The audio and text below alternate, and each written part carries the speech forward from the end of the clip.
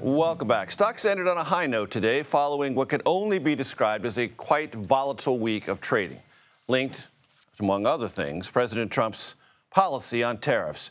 William D. Cohan joins me now. He is the co-founder and Wall Street author for Puck, which I subscribe to and highly recommend. William D. Cohan, I'll call you Bill for our conversation. You wrote something this week that I want to talk to our audience about because it explains the story behind the equity markets. And I want to read this. You are familiar with it, but I want my audience to be familiar with it. Forget the equity markets for a moment. The more telling signal of the coming financial calamity can be found in the bond market. Let me continue.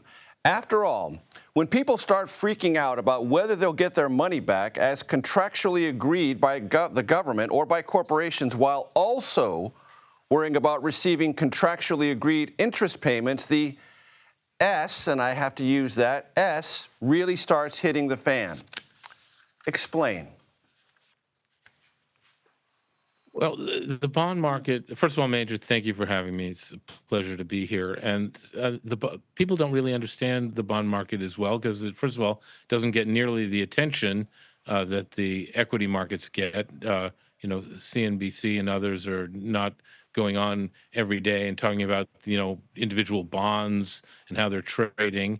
But the bond market is where you go to determine how much risk people are interested in taking, what they are fearing about whether or not they're going to get paid back for the money they lend, whether money can even be lent because when interest rates get very high or whether there's a credit freeze.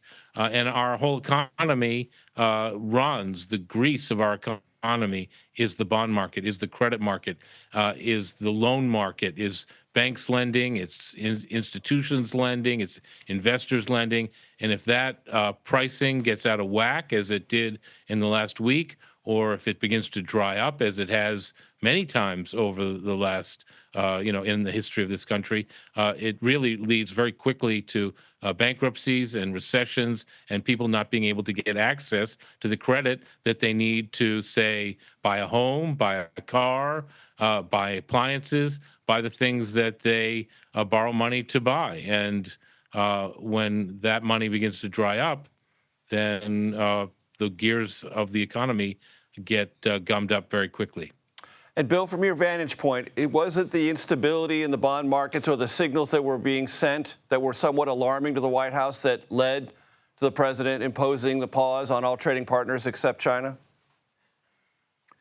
Well, that's what I understand to be the case. It's hard to know exactly what's in Donald Trump's mind and why he does certain things. But at first, Major, I think it's important to say that after he announced these tariffs last Wednesday, that there was a flight to quality, and bonds actually traded up, and the yield traded down, and then it quickly reversed, and we had a major reversal in the Treasury market with the yield on the 10-year Treasury getting up to 4.5% from below 4%. That's a very big move in a very short amount of time, and that's just the safest market, right? If you look at the yield on the high yield market, the junk bond market, the average yield in that market moved to 8.5%.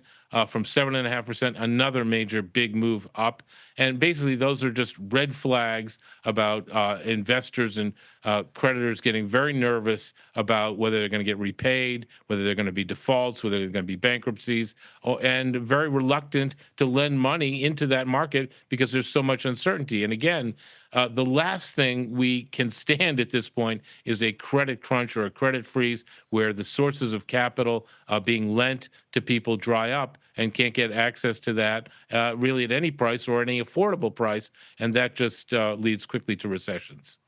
And Bill, two things happened this week. We had two inflation prints, that's the terminology, but inflation numbers that suggested it was cooling and becoming a little bit more manageable, economically speaking. Then we had the University of Michigan Consumer Confidence Survey showing expectations for future inflation as high as they've been since November, brace yourself, of 1981. Which of those two is more important as far as you're looking into the future? Well, unfortunately, it's the University of Michigan forward-looking inflation number.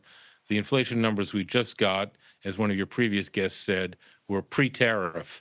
And yes, pre-tariff inflation numbers were coming down in the first quarter and in March, and actually, began to restore consumer confidence. But very quickly, even 2 weeks before the tariffs, I had a piece, New York Times op-ed, where I talked about what was ended up happening, unfortunately, where consumer confidence was already beginning to crack, and you see this now post-tariff, where people's expectation is that inflation is going to rise, and it's not just like pie in the sky. I don't like Donald Trump. I think inflation is going to rise. It's you put 145% tariffs on imported goods from our third largest trading partner, you're going to see prices rise, and especially at places like Walmart, where a large majority of what they sell is imported goods, and that's going to come into play very quickly.